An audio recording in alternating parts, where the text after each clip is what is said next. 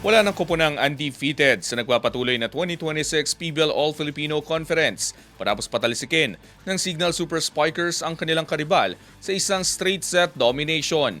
Ang ibang detalye alamin sa eksklusibong pag-abante ni Jason Gusilatar. Sports Now. Sports Now. Exclusive.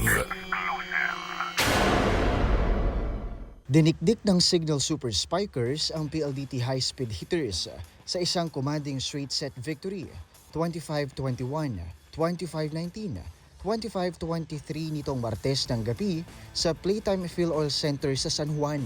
Pinangunahan ng player of the game na si Jel Cayuna ang ratsada ng Signal matapos magtala ng 18 excellent sets, 9 na puntos at 5 excellent digs para iabante ang kanilang record sa 4-1. Ayon kay Cayuna sa eksklusibong panayam ng Abante Sports Now, bagamat masaya siya sa panalo, ay hindi sila pwedeng mag-relax dahil sa tindi ng kompetisyon ngayong season.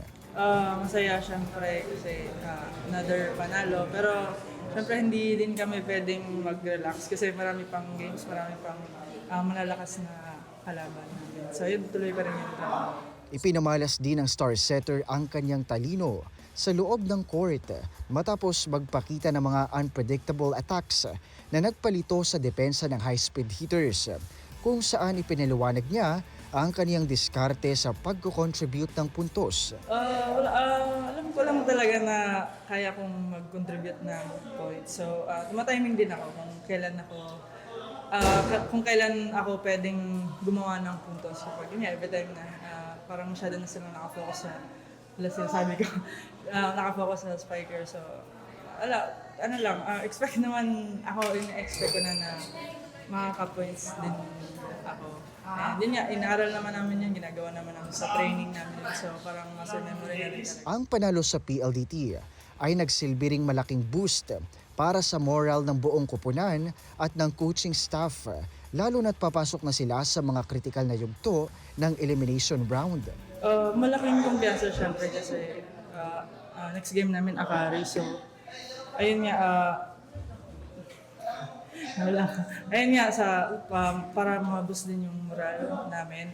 Hindi lang sa amin, pati na rin yung mga coaches namin para ganahan din sila na mas magtrabaho pa and ayun nga, magplano pa para sa mga next game. Sa kabila ng late push ng PLDT sa third set, nanatiling kalmado ang Super Spikers para isara ang laban na nagpahinto rin sa high-speed hitters na maagang kunin ang pagkakataon para sa isang automatic semifinals berth.